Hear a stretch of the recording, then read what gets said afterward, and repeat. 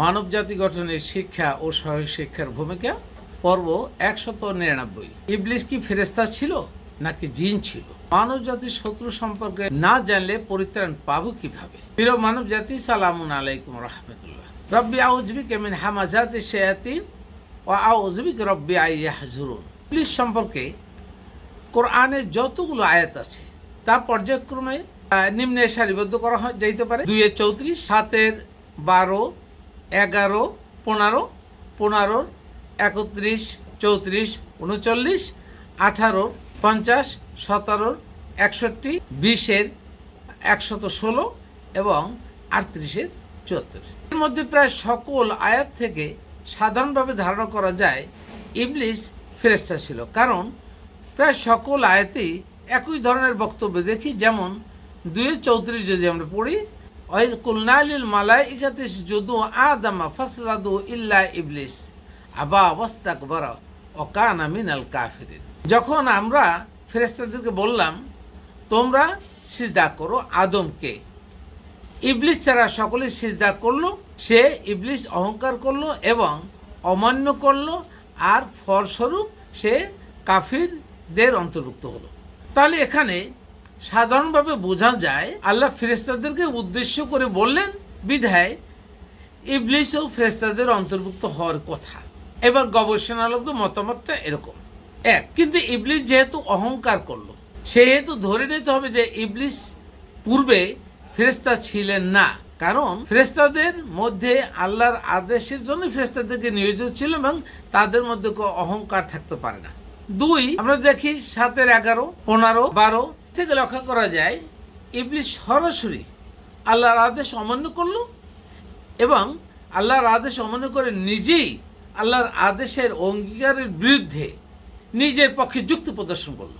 3, 15, 31, 34 এবং 39 থেকে যদি আমরা দেখি, আল্লাহ তাকে অভিশপ্ত করলেন এবং যে বা যার কারণে আল্লাহ তাআলা ইবলিসকে অভিশপ্ত করলেন তার বিরুদ্ধে প্রতিশোধ নেওয়ার জন্য কৌশল হিসেবে পাপ কাজকে, কোরআন বিরোধী কর্মকাণ্ডকে মানব জাতির কাছে আকর্ষণীয় করে মানব জাতিকে কৌশলে আল্লাহর আইন থেকে বিচ্যুত করার জন্য অঙ্গীকার করলেন।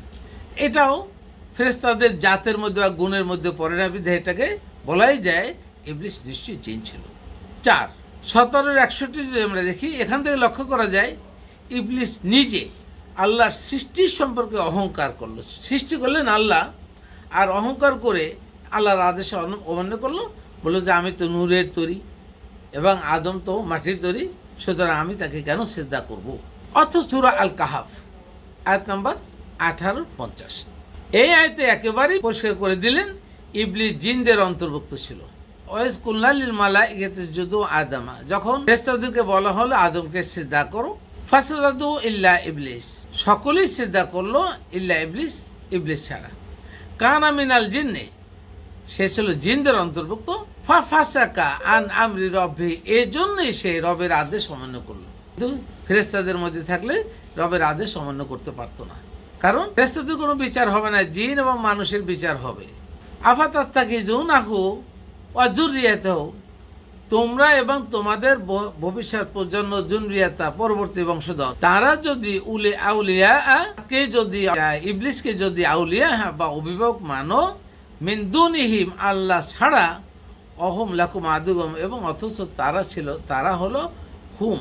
তারা হলো অর্থাৎ ওই ইবলিস এবং দোষেরা, তারা কিন্তু তোমাদের শত্রু, প্রকাশ্য শত্রু বলা হচ্ছে। বিইসালিল জালিমিনা বাদালা, তাহলে শত্রু এবং জালিমদের এই বিনিময় অতীব নিকৃষ্ট।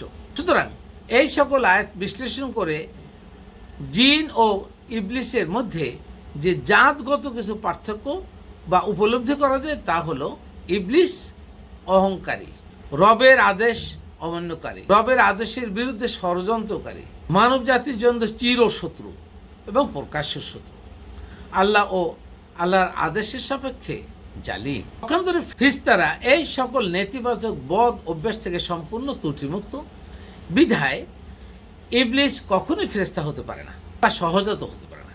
এবার তাহলে সহজেই নিরূপণ করা যায় যে মানুষের মধ্যে যারা ইবলিসের মতো নেতিবাচক জাত বা গুণ ধারণ করে বদ অভ্যাস ধারণ করে, এই 5 রকম গুণে গুণান্বিত, তারা মূলত ইবলিসের দোসর। তারা ইবলিসের দোসর এবং ইবলিস তাদের অভিভাবক। আর তারা কখনো ঈমানদারদের অন্তর্ভুক্ত হতেই পারে না যতক্ষণ পর্যন্ত তারা তওবা করে এই গুণ থেকে পরিত্রাণ না পায় বা নিজেকে মুক্ত না করতে পারে। তাই সকলের প্রতি একান্ত অনুরোধ রইল, ইবলিস সম্পর্কে আমার এই বিশ্লেষণটি গভীর মনোযোগ সহকারে অনুধাবন করবেন।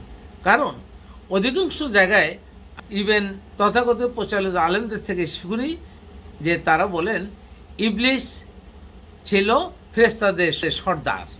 মিথ্যা কথা। আপনারা যখন কোরআন নিয়ে কোনো কিছু উপস্থাপন করবেন, অবশ্যই কোরআনের ওই সম্পর্কে যতগুলো আয়াত আছে পাশাপাশি রেখে বুঝে শুনে উপস্থাপন করবেন। মিথ্যা জিনিস উপস্থাপন করলে লক্ষ লক্ষ লোক কোরআন সম্পর্কে ভুল বুঝবে।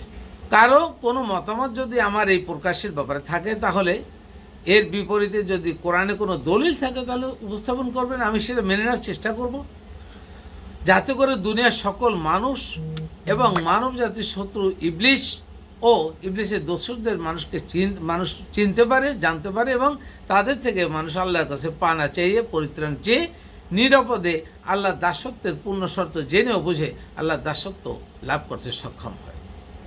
আল্লাহ হাফেজ। আহমেদ জাফর, রিসার্চ ইসলাম।